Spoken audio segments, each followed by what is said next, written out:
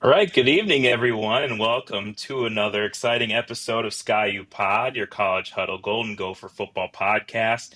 Today, we have some special guests joining us to break down the upcoming game against the Cal Golden Bears. Ahmad Rez from Tell the Whole Damn World podcast. Thank you both for joining us. How are you both? Doing great, doing great. Excited. It's Tuesday. Can't wait for Saturday to come around. You guys are certainly the highest profile non-conference game we're going to be playing for sure. So we're ready. And I know you guys are the Golden Gophers. We're the Golden Bears, and it's going to be a gold out here at Memorial Stadium. So everyone's supposed to wear their gold. So be a lot of fun. I'm excited about it, man. It's great to see you all on the other side of the box there. Appreciate the invitation. And just as the coach would used to say to all of us, I'm just damn glad to be here, baby. Awesome, awesome. Yeah, we appreciate you breaking this down. We kind of talked, off camera before this. This is kind of a unique meeting between, two teams in different conferences. We don't know a ton about Cal, and you both don't know a ton about Golden Gopher football. So we'd love to just kind of break it down and see what we think of it at the end of this. So. Yeah, why don't you just first tell us about this Cal team? What are your expectations this year compared to maybe last season, and how do you think they'll do? Yeah, well, I'll hop in first if that's all right there, Ahmad. And I'd have to say that I think expectations are pretty high. I could see that at least when you take a look at the national analysts out there who kind of try to make sense of everything with all the transfer portal stuff that goes on, and you don't know exactly who's playing for what team anymore. There's a lot of negative press. The optics, at least nationally, surrounding Cal were not good when Jaden Knott and Javion Thomas and Jack Endries all transferred out. And you're thinking, like, oh my God, like what? And Fernando Mendoza going to Indiana and all of that. But you know what? We moved past that, and I got to say, I feel really good about this team. Now, I'll just got to say this: I'm always ever the optimist. So you got to kind of color things with that. But the coaching staff that we have is more experienced than we've had in a long, long time, maybe ever. Brian Harsin is the offensive coordinator, who, of course, was a head coach at Auburn. And when he was the offensive coordinator at Boise State, his teams went 61-5, which is kind of crazy to think. And then we have Nick Rolovich, who was a head coach at Hawaii and at Washington State and is known for putting up a lot of points and knowing how to score touchdowns. So, that has always been kind of our Achilles heel under Justin Wilcox, is not kind of really being able to find the end zone very much, which has been aggravating, especially going from Sonny Dykes, where we would regularly score 50 or drop 50, as we like to say. And it's been an adventure on offense. But this offensive staff we retooled and made the offensive line a real priority. And then I'm sure, I know you don't know too much about Cal, but I'm certain that you've heard about Jaron Kiave Sangapolatele. And I mean, man, now that guy, true freshman quarterback, and looks way beyond his years. And we're all just super excited to have him as part of the Cal program. So, he's our quarterback. And last game against Texas Southern, we saw Kendrick Raphael, our running back, really explode onto the scene with 18 carries for 131 yards. So offensively, we feel really good about things, especially after last season having just a real porous offensive line that allowed so many sacks. It really wasn't fair to poor Fernando back there running for his life all the time. But the team really emphasized offensive line. We feel much better about that. We've only allowed one sack so far this season. And defensively, we're just always stout under Justin Wilcox. And the front seven look great. And beyond that, the secondary, we're getting a reputation as DBU because we play so many defensive backs into the NFL. So, and that kind of is continuing with Hezekiah Masses, who's really doing pretty well. I think he's got 2 interceptions already so far this season and has been a real ball hawk.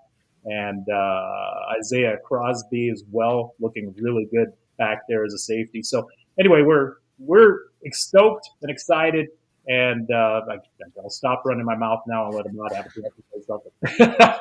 I was going to pass him my asthma inhaler. He needed to take a breath there for a minute. 911, somebody call, help him.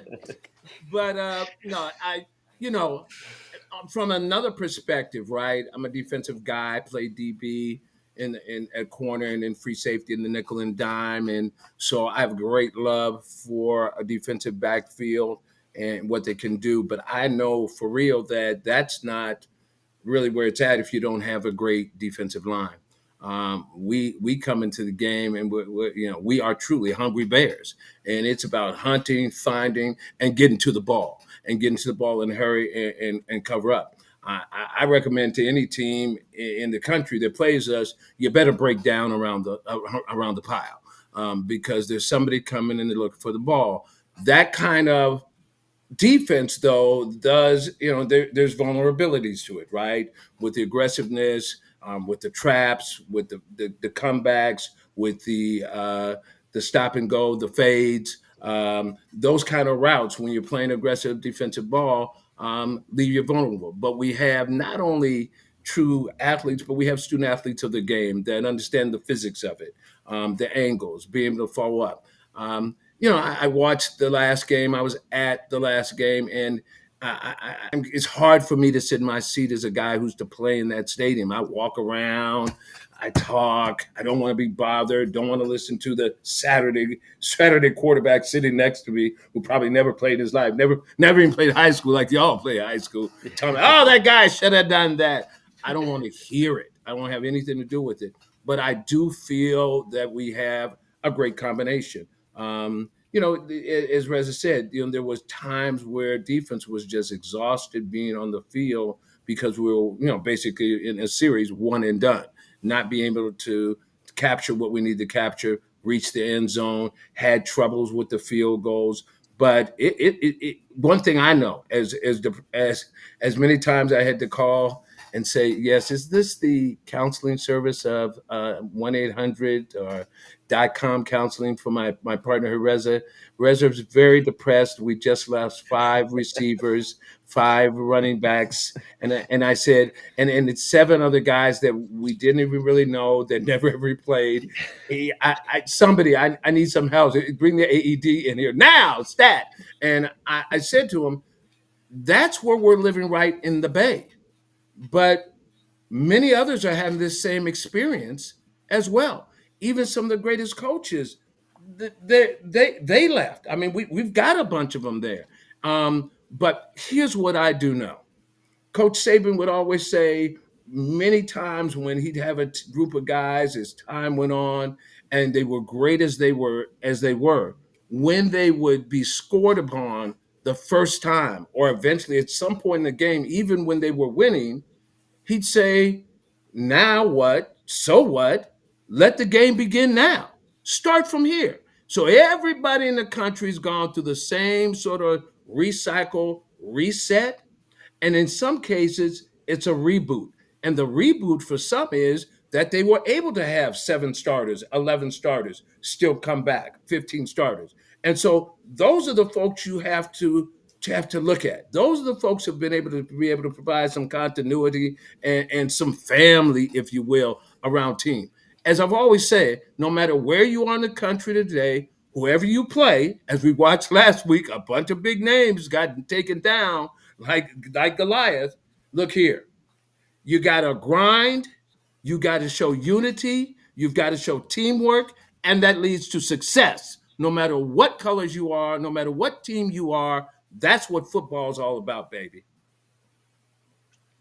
I'm Got ready them to all go, fired man. I can up. lace them back up. Yeah. Yeah, come on, hand on the line, hand on the line. Get in the bull That's ring, good. baby. I tell you, if Um, you just put Ahmad and me out there in terms of our sheer enthusiasm for everything, we would win every game. It'd be 16-0 I every think season, so. baby. That's it. Yeah, Right. Yeah, Reza's I don't kicking doubt that for a 60-yard second. field goals. He does that on the regular, man. Right before I'm going out there. I'm winning the tickets to the Cabo. I'm going now. Yeah. Come back, Reza. Sit down. You know, he's like the guy in the commercial running around on the commercial with the emu. He's getting tackled on the field. Boom. Yeah. I'll ask the first positional group question. You guys referenced it here. So I felt like in the summer, every time I was checking, I check all the transfer portal news. It was updated constantly.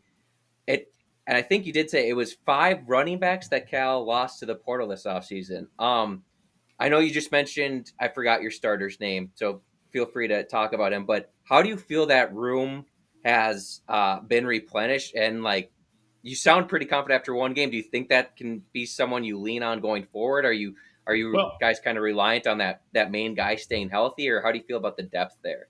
well, I'll tell you, and it's interesting. The last time we played you guys, we had a I was there. sensational running back by the name of Javid Best. You guys probably still have nightmares about because he ran all over you guys. But yeah, we at Cal have historically had like just amazing skill players. Okay, if you look at the number of players who've gone on to the NFL and have had success and are like Hall of Fame caliber players at a lot of the different skill positions, it's kind of crazy to think like, why hasn't that translated to more success, collegiately? Because we've really had just some outstanding players. And offensive line, we have had some really good offensive lines, and there is something to be said for sure that when you have a good offensive line, the team just does a lot better. And so my take on it is that the running backs that we retooled with are all very talented and good. They were either backups or they haven't necessarily had their chance to really shine, as a starter where we pluck them from. But in my mind, if you have an offensive line that is creating the space, these guys have wiggle. These guys have speed. They're going to bust through and they're going to look fantastic for us. So Kendrick Raphael came to us from NC State, I believe. And like I say, last week he just had a sensational game, rushing for a career best 131 yards on 18 carries, 7.3 average. This was against Texas Southern. So, take that a little bit with a grain of salt. But actually, Texas Southern really brought it. They have some sensational athletes, by the way. But L.J. Johnson is another guy, transfer out of SMU, who had a 12-yard run touchdown in the third quarter, I believe, last week as well. But he's a bigger back. And I can't forget, gosh, I'm trying to remember now. The main guy, actually, who we kind of expected to be more of the guy. Do you remember his name there, Ahmad? I'm blanking right now. It just goes to show with the transfer portal, I can't keep all the different guys straight. But we do have a third running back who is awfully talented as well. He didn't get too many carries in the last game. I think because Raphael just took the ball and ran. But it's basically running back by committee. But in my mind, again, it comes back to, if you have a fantastic running back there, like we had Jaden out last year, and sure, he was injured for a lot of the year, but he wasn't getting any yards, that the offensive line is breaking down on every play. It all comes down to who's controlling the line of scrimmage. And that's where a lot of my optimism for this season comes from, because the coaching staff has got it. They understand. And all this, again, I believe is thanks to Ron Rivera, too, who, of course, is our general manager. And that guy obviously knows football, right? So he said, look, we are going to go and make sure we get ourselves an offensive line, and we'll get the running backs who are going to do just fine behind it. So they're not going to be stellar guys like a Javid Best potentially, but they're going to be awfully good for us. I mean, I'd say one thing we learned, if we didn't learn anything from last year, it's from um, was the value of an offensive line, right? We go in and we're, game day, everybody's hyped. We're playing, from the start of game day to mid fourth quarter, we are doing our thing against Miami, and then that cha-ching, cha-ching, ka-ching, ka-ching, ka-ching. How many more zeros? Ka-ching, ka-ching, ka-ching. Offensive line was like this. Here you go, like a snowplow in Minnesota, baby. No problem.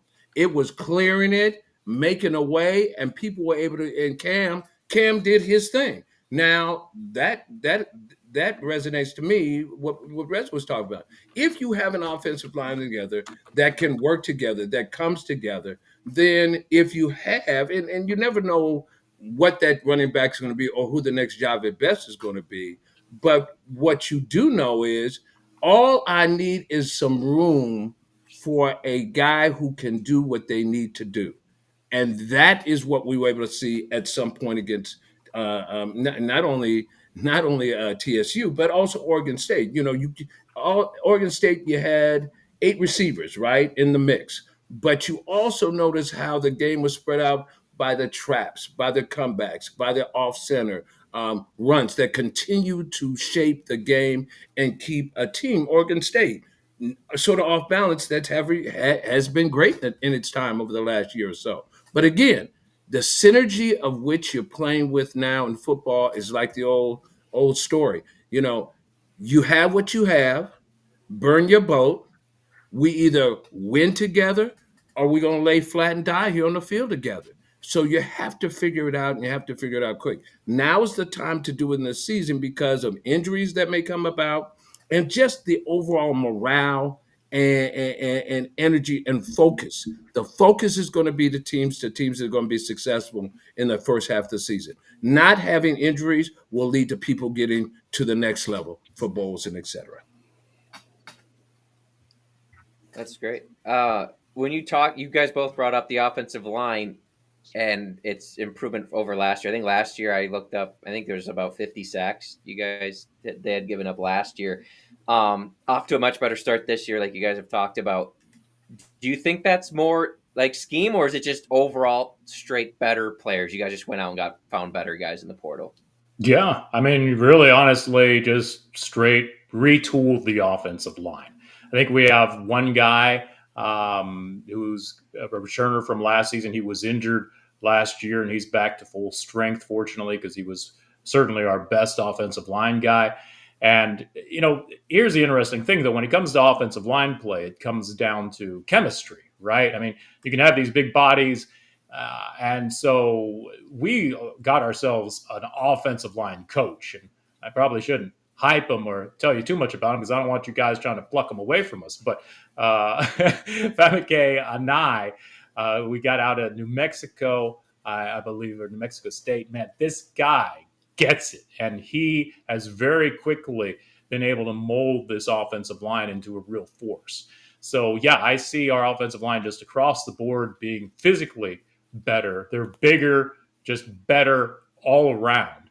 And I haven't really seen too much with the scheme. Last year we actually tried to scheme our way because, quite honestly, we would have given up double that number of sacks. I mean, it was just really the most disappointing play from our offensive line, I think, that I can remember. And I've been following Cal football since the early 90s. So it was like we were trying to scheme and roll out like on every play because we just knew we couldn't stop anybody from trying to rush the passers. So this season it's totally different.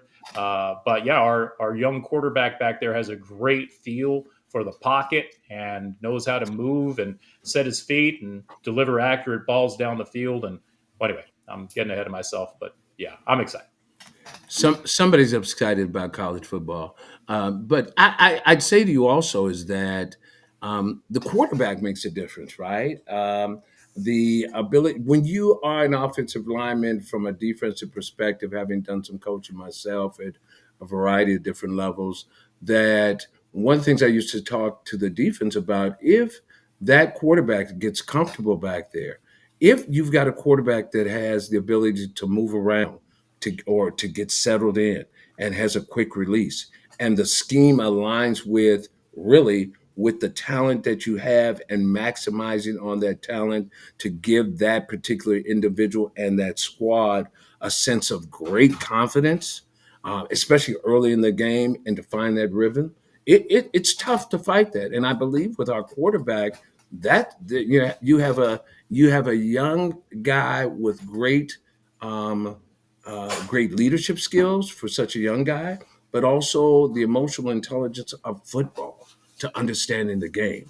And that's provided the kind of confidence that you see if you watch the film. And I had to watch it again and just to get a sense of what was that feeling as a defensive back for TSU, for example, or even Oregon State, as I watched this defense over and over, like I was back in the game myself, and saying there is a settling, and you can watch it in an offensive line. Like if you watch some of the game last night, right, with Minnesota, right, you could watch how when Minnesota made its change in that game, there were offensive linemen, might have been on the right side there, that sort of not relaxed, but had an opportunity because of what was going on, because the level of comfort of the quarterback. They were just looking for the next block, looking on how to help out, to double up on somebody. And that's what I see Cal doing with the kind of coaching they're doing. When you have your offensive lineman, not necessarily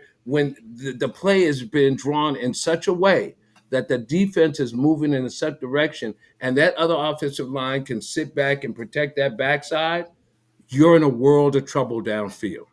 You're in a world of trouble downfield. And that is not only one of the keys to open up the game long, but then what can you do if they punch you in the nose with a run play when you're thinking this is what they've been doing all day, or just looping it out? And those kind of dumps and I say pickleball dinks, if you will, are the ones that are most dangerous because that whole section of the area makes them man want to change as a different perspective.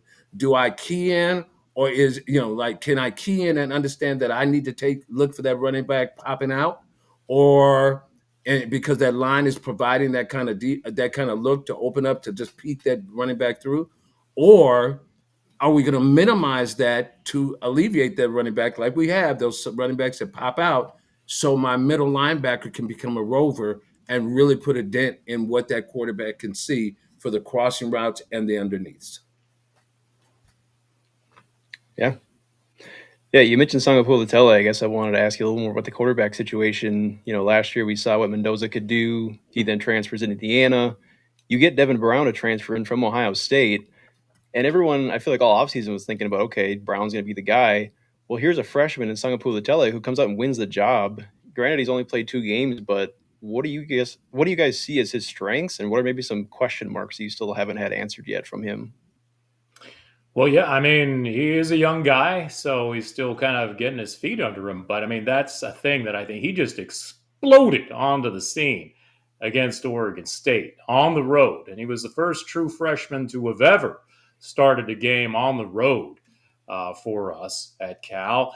And, Devin Brown is no slouch. He's a former 5-star guy, right? Mr. Ohio out of Ohio State. And I mean, you're right. People thought that Devin Brown was going to win the job because of his, he had a little more playing time and was a little older, and so had that leadership. But there is this intangible quality about Jaron that is just really, I mean, you see, this is why everybody's just all of a sudden excited. And I'll tell you a little funny story, of course. I mean, the eyes of the nation, everyone was saying, oh, Cal's not going to win this game. And we were underdogs against Oregon State. They said, oh, Cal's not going to win this game. Everyone transferred.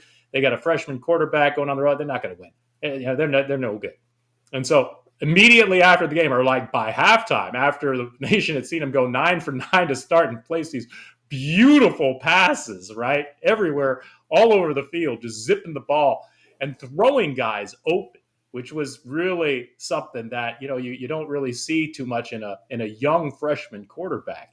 I mean, all of a sudden the narrative completely changed. Oh, Cal's not going to be able to keep this guy because some other program is going to take him. They're going to pay him a boatload of money. So like in one game, it switched completely. Like I've never seen anything like that, where it went from just Cal's got nothing to quarterback to this guy's going to be the number one pick in the draft, maybe a Heisman winner in all this. And so it's really kind of funny, but he does have this great personality, and he's Hawaiian, so he's got this attitude that's just laid back. He doesn't get too high, too low. He's ultra competitive, but he's just got what it takes, and everyone can see it already.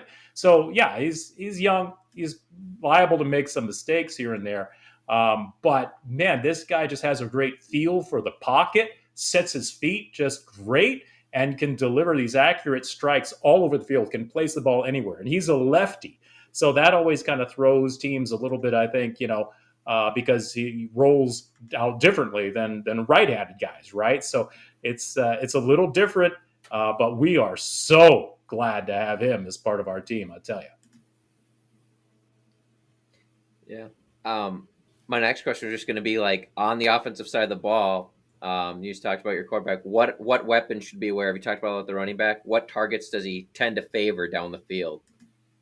Well, in the last game, we had 11 different receivers catch a pass, just to give you a sense. So it's spread out. It is spread out. It is spread out. We had 3 different guys have 5 catches apiece.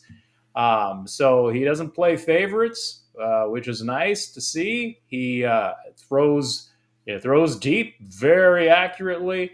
But he's his eyes are all over the field. Again, just has great pocket presence and knows how to find guys who are open. Makes good use of the tight ends as well. That was something that we were concerned about, losing a real talent in Jack Endries, who transferred to Texas. And this is a guy who walked on to the Cal program, just like Ahmad Anderson, right here, right? He walked on to the program and just was sensational. And now he's like considered, one of the best tight ends in the country and all this, and he's going to be a high draft pick and all of that.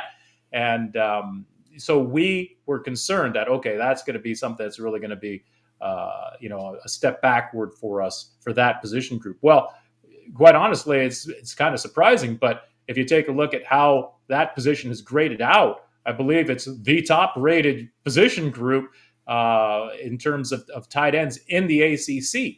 So, and it's a little bit by committee. Mason Minnie is probably the primary guy there. And one other guy that you guys will want to, or at least you'll know his name by the end of the game for sure, is Jacob DeJesus. And this is a transfer from UNLV. Shifty guy.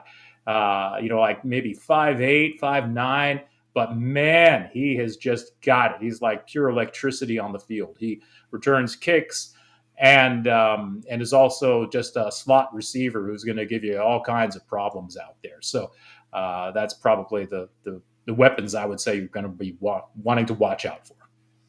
I'd say also that with the portal, right? It reminds me of the good old days when I played against folks like Charles White and Marcus Allen and yada, yada, yada.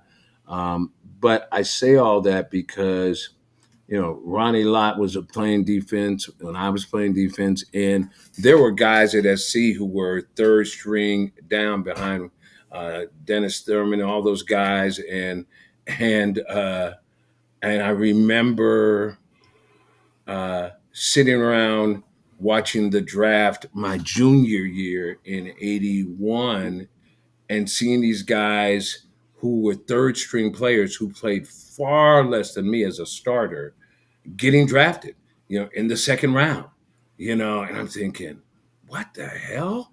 And yet knowing just in that moment, as you're sitting with folks who are getting drafted and you're watching the draft, you're learning things on the fly, knowing that this guy ran, four flat in the middle of the night, just to go get a pizza because nobody's car could get moved, whatever. I'll be right back. And knowing what their skills were, watching them on special teams, flying down the field and taking people out. the NIL and the portal have transported people who may have never played a single down if the NIL portal did not exist anymore. They'd be sitting thinking about, should I transfer? How long will I have to sit out? Where do I go? Not a problem now, baby, because I can go from South Dakota to Atlanta, Alabama, and I could be a starter tomorrow.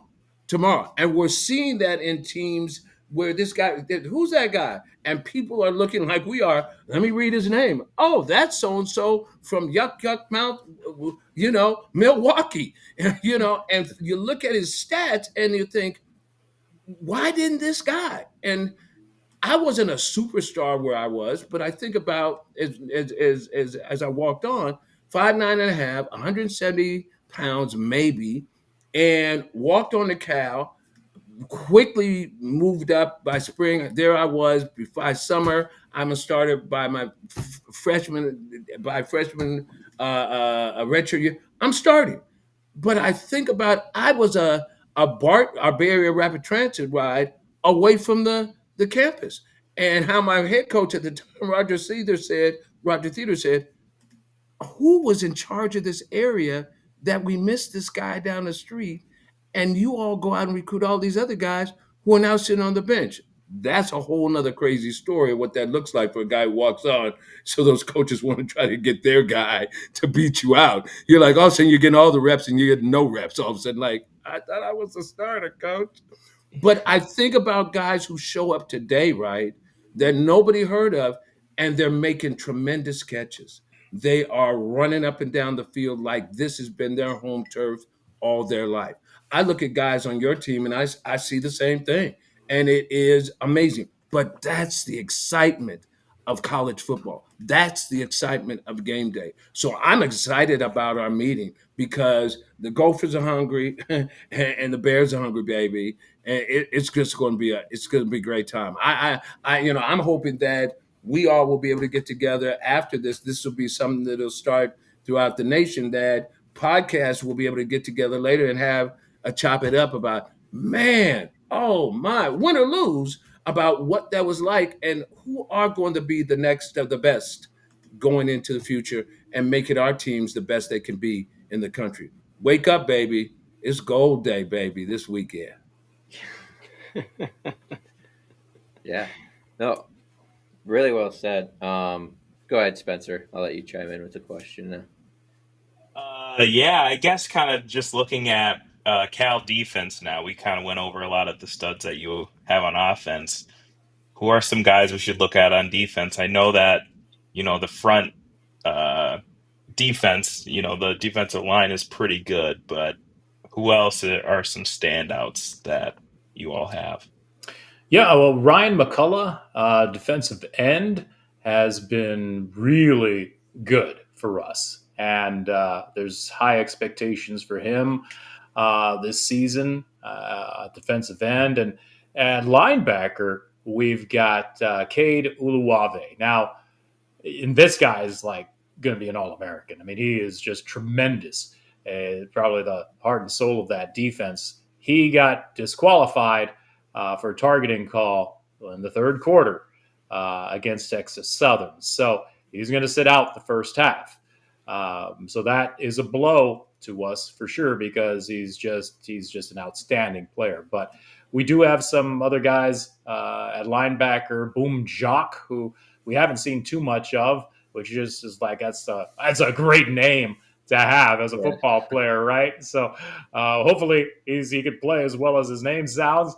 But he's been out there getting some reps. And Luke Farrelly, who is a redshirt freshman at linebacker, has been enormously productive. Had 11 tackles in the last game and just climbed up the depth chart rapidly. Nobody really expected that guy to make that leap so early, but he has been a real find for us, and basically starts alongside Cade at inside linebacker.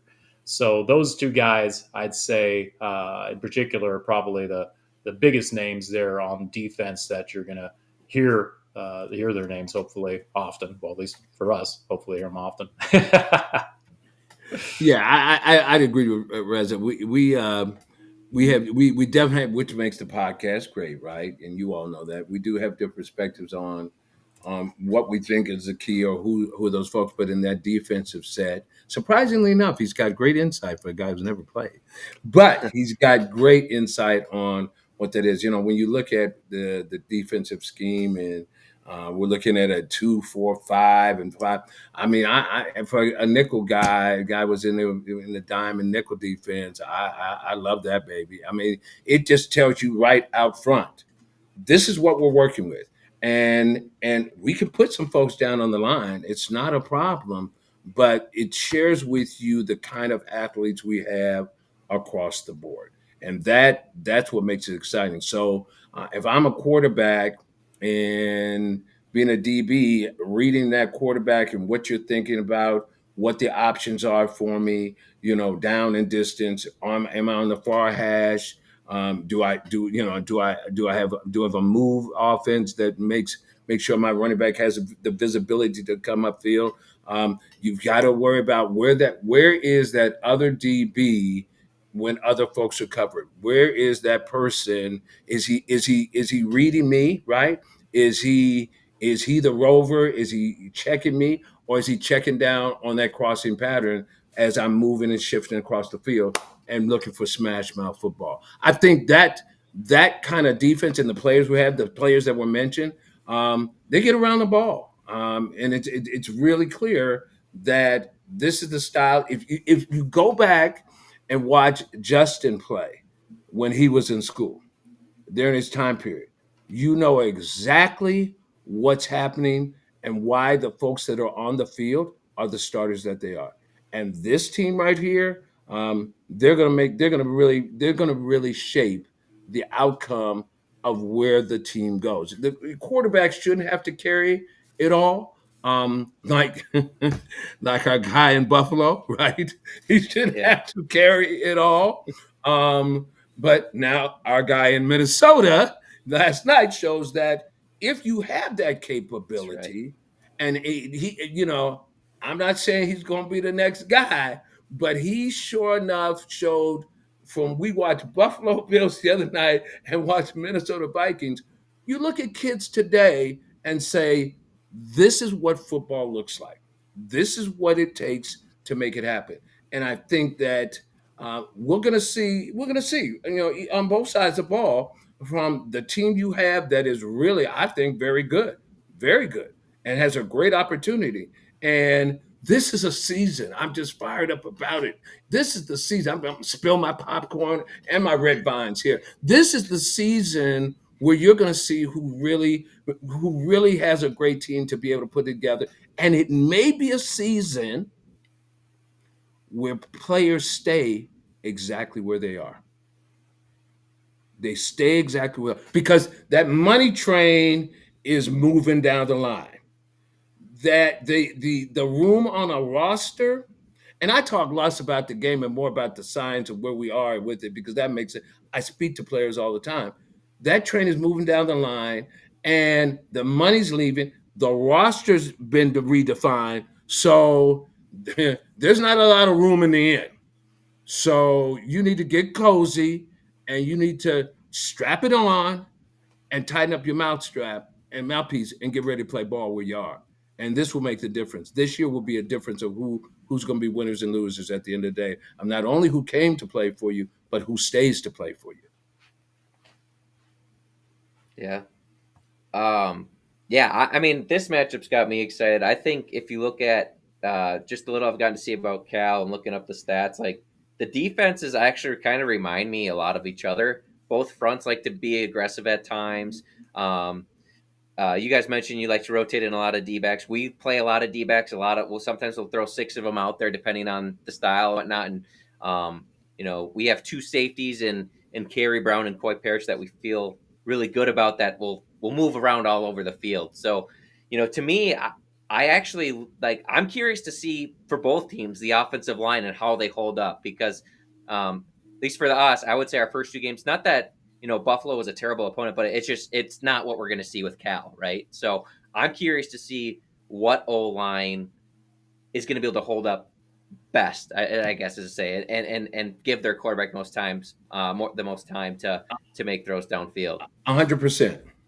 And you guys have a pretty good quarterback of your own who's a freshman, right? He's a redshirt freshman, but man, this guy Yeah. is pretty lights out, amazing too, right? Yeah, different style a little bit, but yeah, he was Drake Lindsay was the Arkansas Gatorade Player of the Year senior year. So he came out used to throwing the ball a lot, and Minnesota's gotten better at it. We've under PJ we've been pretty run heavy, and we definitely would like to still be able to rely on the run. But the last 2 years we've kind of transitioned to a little bit more of a balanced offense, not stuck in the early 2000s with like a fullback all the time and whatnot. But not that I mind that style of football, but it's just gotten a little bit more modernized and whatnot. So yeah, 2 young stud quarterbacks will be fun to watch. But yeah, I guess unless you guys have anything else you wanted to talk about, I'd love to hear what you guys think will be your keys to the game, and feel free to finish that off with your score predictions. Yeah. I'm not a score prediction guy. No, Nah, I'm not that guy at all. I'm sorry to disappoint, guys. that's all right. If look, I played on the team with 4 seconds left to go in the game, and the band ran out on the field. So I don't know. Do y'all have a band? Yeah, I don't think they're traveling though. What can I do to help out? Who is the donors? Who are your big donors? How can I help out? But I'll sell them. But I think that I think it's going to be exciting, just like you said, Kirk. I'm interested. I have, of course, I'm sitting on Bear territory all day, every day. But I gotta tell you, it's going to be quite the game. And I think we won't know till I'm feeling. I'll at least say this: it will be deep into the third quarter, beginning fourth quarter, that we'll know what's really going to happen in the game. Well, I'll say that. That's my feeling. Yeah, I'll say this is that you guys have played your first 2 games at home, and of course, home cooking. It's a lot easier to play at home, right, than to travel For sure. across country. So there at least that helps us to think that you guys are having to travel out to our place, and then the time zone difference, right? Because you guys are on Eastern time, is that right? Central, but yeah. Central. Okay, so 2 hours later. So your guys are going to be there are clocks. You guys are going to be starting the football game at 9:30, right? That's pretty late. So I would hope, at least for our sakes, that that's going to help contribute to our team being a little sharper and being able to execute a little bit better out there. But you guys are no joke. Ever since you guys made that splash by getting PJ Fleck, and it was like, wow, where did that come from? Because he was the hot shot commodity for sure, and he's done some great things for your program. So and obviously now with the way the balance of power has kind of shifted and everything, and Big Ten teams, you guys just got so much money being thrown at you and all that. So you guys have the resources that are just a little more challenging for us at this stage right now. And so we are certainly not taking you lightly whatsoever. I think, Sangapolo Tele is eager. I saw him after the last game, and, he's very quick with a smile, and he's an easygoing guy. And he looked pissed at the press conference. And it was strange because, we won by 32 points, right? 35-3, but he didn't look too happy. And, it's because I think he has a certain level of expectation of himself and how he plays. And I think he's going to bring that, especially ESPN game, national, the media and the lights and all that out here. So it'll be a fun one. I'll tell you that. I probably like Ahmad, and it's hard for me to throw out a score. I have really no clue. It could be anything. Justin Wilcox is famous for doing what we call like rock fights, where it's just ugly, low scoring kind of games. And that could potentially be. But at the same time, I think, both given how good both quarterbacks are, I think we'll see a higher scoring game than a low scoring game. So Sure. maybe something in the 20s. And who knows? Maybe whatever team has the ball last may very well win that one, because I don't think either team is going to get up on the other team by like 2 or 3 scores. Yeah, and for me, as a guy who used to play the game, I don't hey, look. All I needed to hear was somebody tell me how much they were going to beat me by, was to fire me up. You're not going to Sure. you're not going to make a mod the wood that goes in the bonfire for Minnesota this weekend before you go to the game, baby. Hey, that big old dummy with a bear territory on it. Freshman more wood. I ain't going to be that guy. But I know it's gonna be a great game. I do believe that 100%. And I've watched you guys on the film here and what have not, and I just feel it's gonna be a lot of running around with like some good old smash mouth football, and it's gonna be exciting. It will not be a boring game. That's what I know, and No. and that might keep me in my seat. So there you go. Yeah. No, I think it's going to be an extremely physical game. And yeah. Max, Shody, anything else you guys want to bring up? No, I mean, I'm excited for it. You guys have got me way more excited for it. I was already looking forward to this game, but no, this has been great. Your guys' insight. And yeah, I mean, I knew just from the last few games some of the players on Cal, but just hearing your guys' side of it, this is great, and I'm pumped. Well, thank you all for having us. Thank you very much, and with all due respect, go Gophers, baby. Yeah. We'll take Go that. Gophers, go Bears. No, thank Yeah. you guys so much. We appreciate you. All right. Can you just tell our audience, where can we all find you? Absolutely. So yeah, we do on-camera interviews. We basically started out by having featured guests and all these great people who had gone to Cal and kind of what they're doing now in their lives. And so we started out with that. Then we sprinkled in some Cal history, because there's so many amazing people associated with Cal who have done all these great things. I mean, we just did an episode on Ernest O. Lawrence, and famous for inventing the cyclotron, the first Nobel Prize winner at Cal. Now we have over 100 Nobel Prize winners and all that, but that was what set Cal up way back in the 30s to kind of like have this tremendous academic reputation around the world.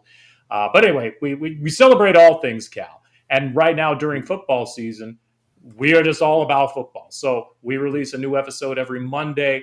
It's our football recap episode. And I lucky enough to do it with Ahmad, who's in the Hall of Fame at Cal for having done the Bear Territory Cheer. That's where the name of the podcast comes from. And then David Ortega, who is a legendary linebacker who had 525 tackles in his career. But yeah, you can find us on YouTube. Tell the whole damn world. We're everywhere you can find your podcasts. Amazon, Spotify, Apple, Pandora, all of that. But yeah, if you're a Cal fan or you know any Cal fans, let them know about us, because we'd love to help you or help grow the podcast. So thank you guys so much for the opportunity to be here. Yeah. Thanks, guys. Appreciate it. Of course, yeah. Have a good one. Territory all day, baby. Peace and Take care, blessings, guys. brothers. All right. Be well. Thanks. Be We'll see well, ya. guys. Bye-bye. Bye. Bye. All right. Thanks to Rez and Ahmad from Tell the Whole Damn World. Wow, great bunch of guys. They really do get you fired up for the upcoming game, don't they? So great insight on Cal, and yeah, I'm excited. Anything kind of stand out to you both, Kurt, Max? Go ahead, Max. I mean, I think you hit the nail on the head, Kurt. I think both these defenses are going to be very similar, and it will be interesting to see who, I guess, can kind of find a chink in the armor, whether it's an explosive play or they can just find one or two drives that work, or if it's just not turning the ball over.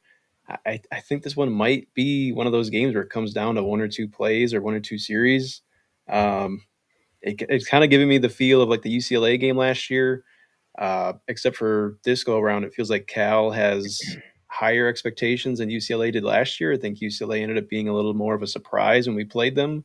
But going out west, I mean, it's tough. And I think I saw a stat that I think last year when Big Ten teams traveled 2 or more time zones, they were like 8 and 20 or something like that. Like just crazy that it doesn't make that big of a difference. But if Right. there's any hope, I think PJ's 3-0 on the West Coast in his time here, so small sample size, I guess, but hopefully that's he knows what he's doing, I guess. Yeah, Yeah. the UCLA game came to mind for me too, Max, and it's just how sluggish the start was there. I really don't think that's something obviously you want to do, but I don't think that's something we can afford because, like you said, I think it's going to be more of a defensive battle overall, especially if Darius Taylor is out. I'm just assuming he is, and I know he very well could play and get 30 carries. PJ didn't say anything in his presser. He said we'll find out 2 hours before the game. Very typical PJ answer, but I just think not that we're going to just be able to run the ball and get out of there in like a 9-6 win, but like I just think that both the quarterbacks are young, right, and the defensive fronts are both the best that they have seen so far um, that they're going against. So I just think you gotta start fast. If you're like, especially I'm talking for our defense, like you can't be, the time change. You can't get off slow against these guys. Like they're ready to go. They've mentioned they do have a few playmakers. Um, they're sounds like they're running more of an RPO scheme, but I was watching the highlights against Oregon State, and they are taking shots down the field. So to me, when I'm looking at our defense in this game, it's can you win the line of scrimmage? Can Anthony Smith, Devin Eastern make the young quarterback uncomfortable? So then on top of that, can your safeties be helping out your corners against some of these better receivers that we're going to see? So, yeah, start fast if you're the defense, and like always, got to win the line of scrimmage battle. Yeah. I think so. For me, the keys of the game are a little. That's what we're doing right now, right? Just kind of breaking down Basically, our keys. yeah. Um, I think a big thing, and you said it as one of your keys, Kurt. One of their guys, their linebackers, I believe, Cade Uluave, he's out for the first half because of targeting. So maybe to offensively get to a fast start, just to sort of take the game away from them early if we can. Um, and not start off slow. I don't think a slow start like we had against UCLA last year is going to cut it in this game. So getting off to a fast start. Additionally, Cal has 5 new starters or new defensive backs that are playing. So we're going to have to rip it through the air, I believe. And without Darius Taylor, I think we're going to have to rely on Drake Lindsay to try and be that guy and really see what receivers are going to kind of take us on for the remainder of the year. This is kind of the first big test, obviously, Power Four team. So got to see what Lindsay can do. Uh, and then third, and I think I say this all the time, but be powerful up front, on offense and defense. Win the trenches. They got a great quarterback. He's a true freshman, though. So if we can really bring in the blitz, I think we can kind of disrupt him a little bit, get him, a little flustered, and hopefully he'll make mistakes. And then our secondary can clean it up a bit. Yeah, they were really that was one thing I was surprised on. They did warn us they were optimistic, but they were really high on the O line and the whole defense in general. So I thought you brought up the secondary. I thought that might be somewhere we might be able to take advantage. Hopefully we will. Uh, they're high on the O line. I feel like it's both teams, right? Like with these first 2 games, this game for both is now the next step up in competition overall. Like is Buffalo better than Oregon State? Initially you would think no, but maybe I have no idea. I think they're probably two comparable teams at this point in the year overall. But so that's really the game. And then last week we both played FCS schools, so I'm not buying into last week's game a whole lot for either side at this point. But yeah, it's kind of like the first game to show like are both of these defense as good as advertised, or has it been hitting has diminishes or blemishes on either team be hidden by the competition that they've faced so far? So yeah, offensively, I think even if Darius Taylor's out, you still have to find somewhat of a run game. O line, it's young, right? The left side's I don't know if we can call Greg Johnson necessarily young. He's played a lot of snaps, but Roy's young at left tackle. Then the right side's just new. They've played plenty of games, so if they can just come out firing, like, it's been a little bit of a slow start each game, which I feel like is kind of a trend early in the year for the Gophers offensive line in general. But again, just get out and get ready to play. No drops early, right? Looking at you, Gears, and I do think our receivers will be able to make some plays. Just it is so many new faces, right? So I think if we can put just enough stress on the defense, we will maybe get just enough explosive plays to make the difference in this one. So I'm ready for my score prediction.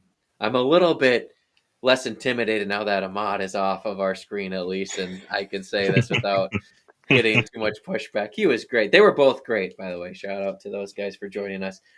I'm going Gophers 24, Cal 17. I just think that, this is probably the bias in me. I just trust what I know out of our offensive line and defensive line more at this moment. Cal had a really good defense last year, and it seems pretty good again this year. I just don't know if I see the Anthony Smith on their team, right? Like, I just maybe there is somebody. I just didn't notice that as of yet. And I trust Anthony Smith to make a few plays. Greg Johnson's been great since being back at guard. I just think I lean us slightly. Could be dead wrong, but I just lean us slightly in the trenches. I think that's the difference. I think Drake Lindsey's going to be able to keep his composure. Gophers 24, Cal 17, and we get out of there okay. Yeah. I like it. I kind of have a similar score, Kurt. I think it'll be a little closer than that. I got the Gophers winning though, 20-17. Uh, I just, even though the key of the game is to kind of start off slow and or fast and not flat, uh, I think that might happen. But I think the Gophers will prevail again, 20-17. That's funny. I'll start with my score prediction because we all picked the same score for Cal. I've got us winning 26-17. I think the big thing is just like we talked about, not starting slow and hopefully hitting some Yeah. explosive plays early. It does feel like if we can strike fast, that if we can take their offense out of rhythm and out of what they want to do, which is play sideline to sideline, they can take deep shots. But really, the name of their game is the RPO and the option game, kind of moving up down the field. So if we can put the pressure on their young quarterback versus them putting the pressure on our young quarterback, I think that's going to make all the difference. Yeah, defensively, like the intermediate coverage got to be huge, obviously against the RPO, but also the open field tackling. I think that's been something. I don't think we've missed a tackle yet this year. Obviously, last game, I feel like it doesn't really count towards that, but it's got to be something that we Counts. continue. It's got to be something we continue, and especially with starting fast. Like if we are missing tackles in the open field, I mean, they talked about that DeJesus, the UNLV transfer at wide receiver, he could be a problem. Like that dude is Yeah. really good with the ball in his hands. He's a lot like that Victor Snow from Buffalo, where he'll play out of the slot. He's a smaller guy. He's shifty. He's probably faster, if not like more athletic than Snow. He's a little bit thicker too. I think he returns punts for him too. So the dude's all over the place. And yeah, I am also interested to see if Jalen Logan Redding is ready to play or if he's going to be back from his knee injury as well. Yeah. Because I think, like Darius Taylor possibly being out, as much as that would hinder the offense, I think we have enough weapons all around and depth at running back that it might not be that big of an impact in one game. Whereas missing a Jalen Logan Redding at your 3 technique, that could break, the interior of your defense, right? I mean, obviously we've seen Anthony Smith play some of the interior, but then it's the question of, well, then who plays end? And there's just a lot more moving pieces there that I feel like I'd almost rather have JLR be ready to go than Darius Taylor in this game. That's maybe an unpopular opinion.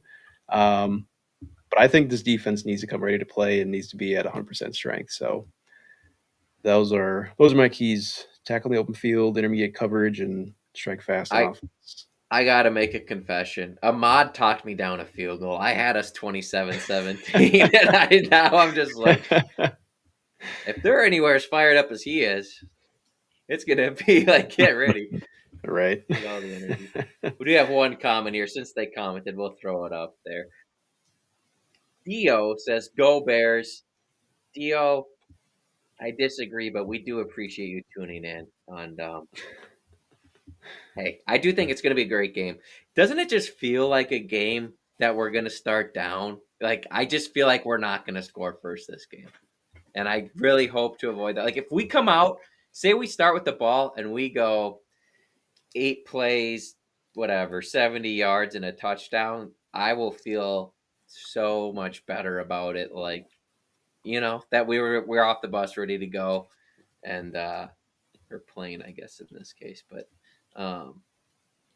yeah, I don't know. I feel like it feels like the UCLA game last year a little bit. Yeah. I feel like it's been a trend of long road trips lead to slow starts. And that's for any Yeah. team really, but Yeah. it's really It's just just the they have response new to that, I pieces guess. too, right? And it is at home. Exactly. It's just I'd like to think we're their toughest team that they faced too at this point. So we'll see. Let me get the score prediction. We just did them, Dio. Or do you want one? Like, do you want one yourself? All right. I got 24-17 Gophers. Max has 25-17. Was it 26-17? 26-17. We get a safety 26-17. somewhere. And Spencer has 20-17. We all pick Gophers. It's a Gopher pod.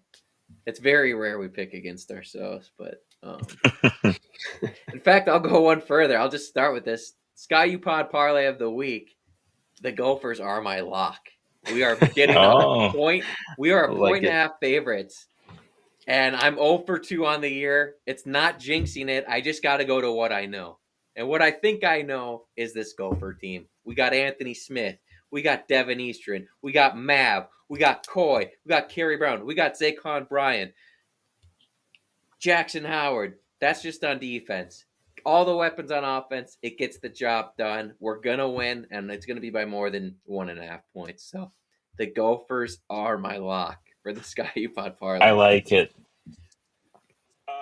Yeah, and again, this all will make you all money, so be sure to put your bets in. I know we're 0-2, but this I'm week's the sorry. week.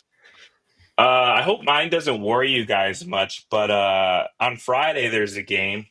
Kansas State is on the road at Arizona, and Kansas State is a 1.5 point favorite. I think I'm going to have to go with Arizona. I'm just not liking what I'm seeing from these Wildcats, fellas. I had them maybe being Big 12 champions. I'm just not seeing that. So give me Arizona. Wow, bailing on your pick to win, or one of your picks to finish up by the conference so soon. I don't hate it.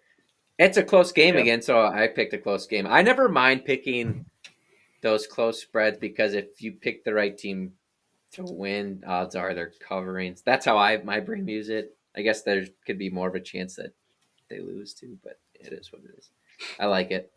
Yeah, not a bad pick. I mean, I think I picked Kansas State as the Big 12 champion in the playoffs, and that's not looking too hot after they just lost to Army. I think they're probably done unless they win out and win the conference. But Right. Yeah. Who do we got to win the Natty? Well, I think Kurt and I agreed in Clemson. I think we all had Clemson. Didn't We all you have have Clemson? Shreddy? Did you pick I LSU? I thought I had I think you Ohio picked the State. rematch. Did you? I had thought one of us. Ohio State against Clemson. Oh, I that's think what it was. Yeah, with I don't Ohio feel good about State. Clemson either. Their offense, something's Yeah. not right with that offense. Right. Well, not so and Ohio fast. State's- Clemson minus 3.5 is my lock at Georgia Tech. Okay, that one The scares the line, crap out it of me. opened, I believe it opened, unless I saw something wrong. Who's at 9.5? Yeah, it opened over a touchdown and it came all the way down Yeah. to 3.5. So I'm just going to scoop up that value.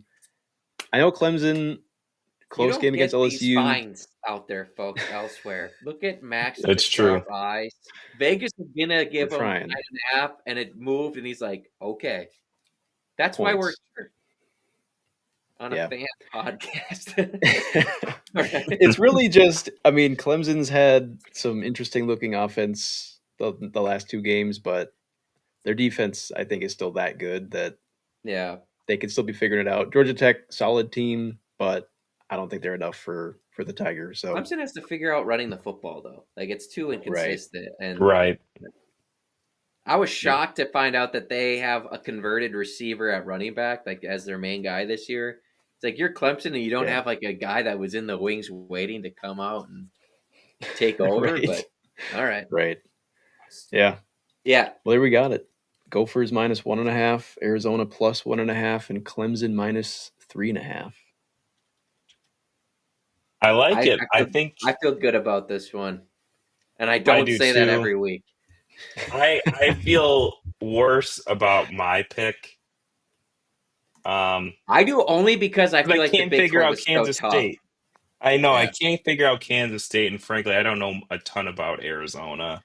Did this game but- cross your minds at all? I believe Oregon has Purdue this week. That Yeah. one crossed my mind again just because But they're of at what they- Purdue. they're I at just don't know if Purdue. it's going to be like flat. But what I did not know last week was that Mike Gundy called out Oregon in general, not just Lanning, but just talked about all their money. And you know what? That was Braun, I think. I don't. Why was David Braun talking about Oregon? He was talking about Oregon this week. Is that like their next opponent? Oh, wait. Are they on a No, bye or something? you're right. Oregon is at Northwestern this week. Okay. USC Sorry. is at I missed Purdue. that.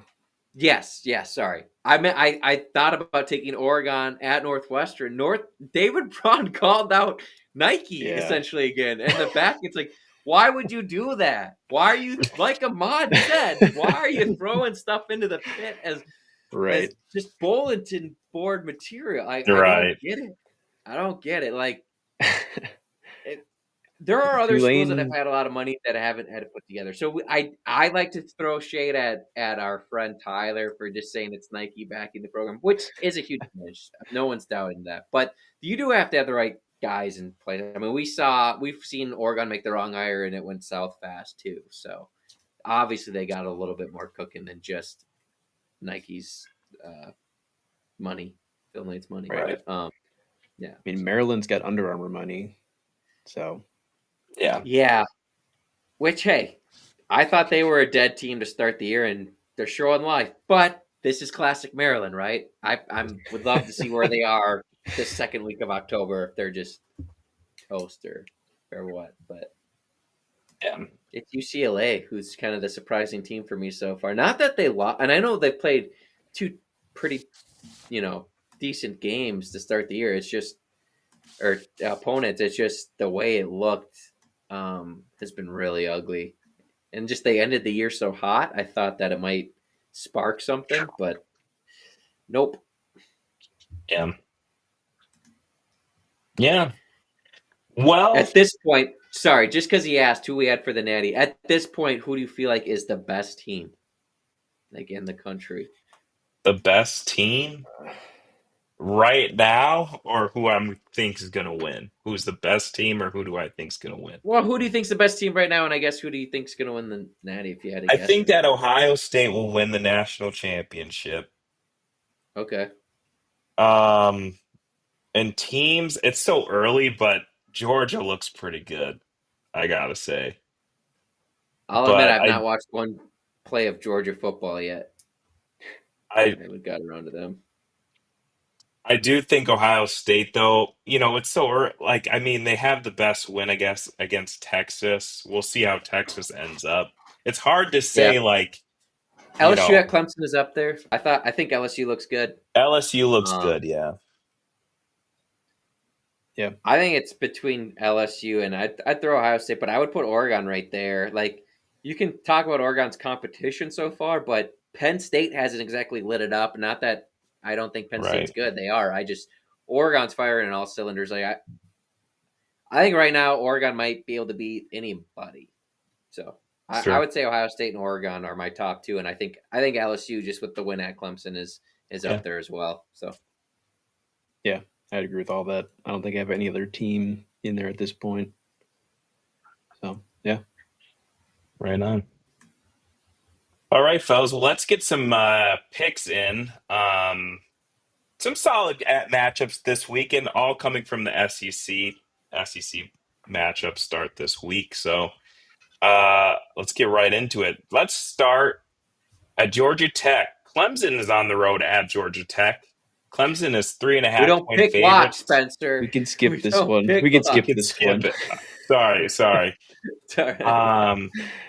No, I put it in there. That's my bad. That's all right. I'm gonna go with our lock though. So Yeah, we all are. Let's pick, instead of that one, let's pick the Oregon Northwestern game. Oregon's a 27 oh and a half point Ducks. favorite. yeah, I think I gotta go with the Ducks. Ducks. Unless the Well done. Ducks show up and see the practice field that they're playing on, are just like, are you Right. serious? Like, are just kind of like taken aback that they even have to play on something like that. Like, Right. you know, Yeah. like nose up. No, I don't get that feeling about them at all. That's Michigan Right. fans. That's something is Yeah. beneath them. Anyway, yeah, Ducks. Ducks big. I would When agree. you give them the ammunition to have more, to want to just crush you, they're gonna take it. So yeah, Right. I mean, Well, what does Northwestern do with pissing all these teams off? They did it to Tulane. I Now they're know. calling What out is he Oregon. doing? Like, And I wanted to be a David Braun stan as a guy that graduated from the same school. Gosh, he's making it difficult this year. I don't get it. I don't get it. Maybe That is Yeah. he tough. wants out. He's like, you know what? I need to coach some. I don't know. Right. Having a cross up of the Big Ten in the SEC, Wisconsin is on the road at Alabama, the beginning of their tough football stretch, I think, if it's not already began, frankly. Alabama's 21 and a half point favorites. Bama hasn't looked good, fellas, but I'm going Bama. I think that they're going to just take this over. Is it 21 and a half? That's Is what that it what you said? was. Yeah. Okay. Yeah. For some reason, I thought it moved. I want Bama to cover. I just haven't really seen. I know they just stomped, School of the Blind last week, whatever it was, but I don't know. Like Wisconsin's defense, much I don't want to say, they have looked back to normal. So that's just a lot of points, and I got burned on this a couple times in my picks last week. But I am gonna take the Badgers to cover the 21.5. Hopefully they lose by 20. Yeah.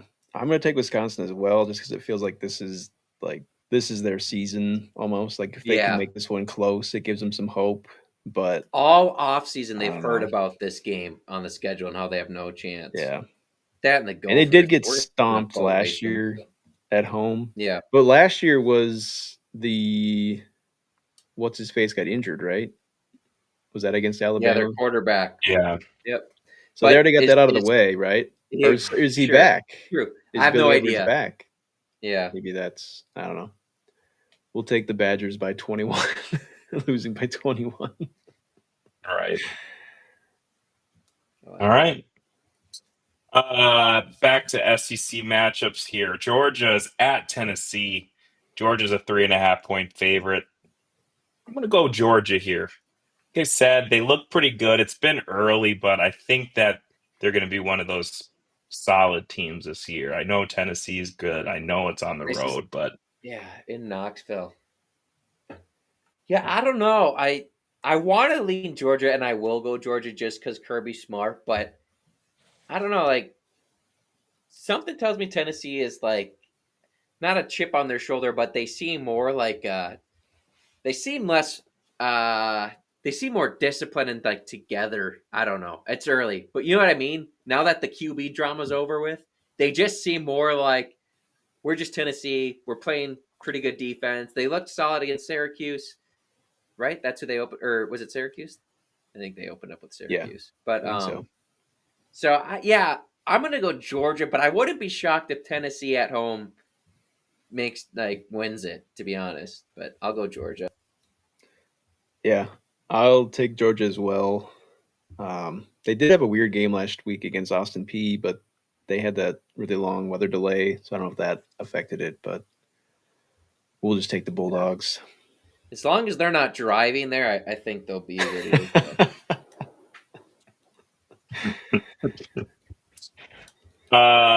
zooming to the next SEC matchup. Florida is at LSU.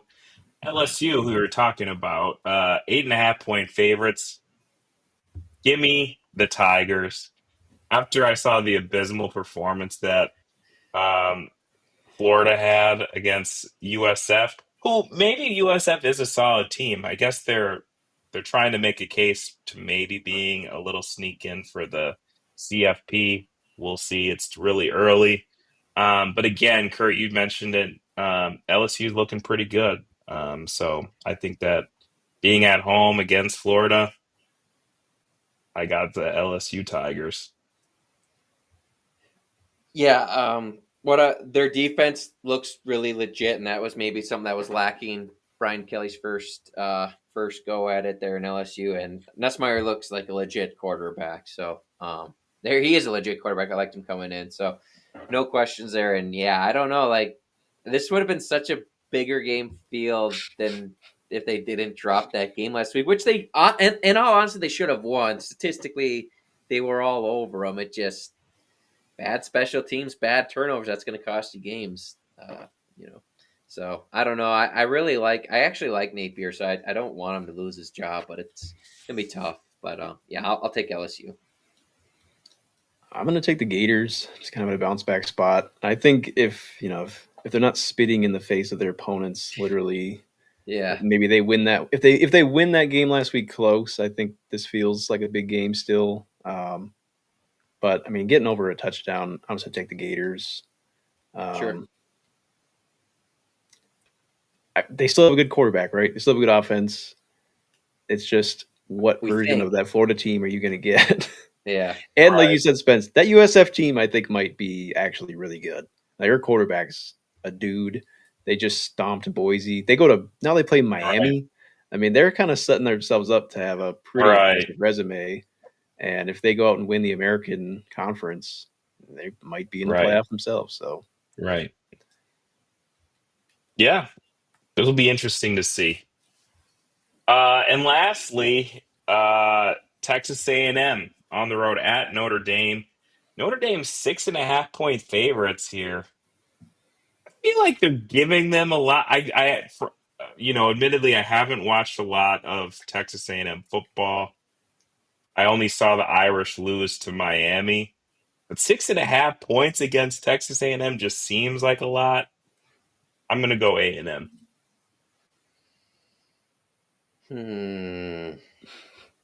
It's tricky. It's as if Vegas knows something that we don't. Like it just seems like it it's should maybe tough. be 2.5 Irish, the home advantage. 6.5, a whole touchdown. I don't know. I hear ya, but maybe Vegas is thinking they'll get more money. Maybe Vegas thinks they knows what we don't. Well, they always think that, and that Notre Dame is actually still a great team, and A&M is good, but not quite up to the same level. I don't know. This is a tough line. I wish it was a little smaller, but they are at home. I thought the quarterback looked good. They just got to get more going around them for them Irish. So I guess I'll go the Irish at home covering. I'm going to take Notre Dame as well. I honestly think they were better than Miami. I think they just had a couple of bad breaks go their way. Miami, honestly, I think got really lucky in their game against Notre Dame. So I'm also going to take the Irish. I think A&M's a really solid team, but I think Notre Dame is just defensively, I think they're that good. So take them at home to cover. For Which those stinks of because you I really that like care, Mike Elko. yeah, I do too. I think he's a good coach.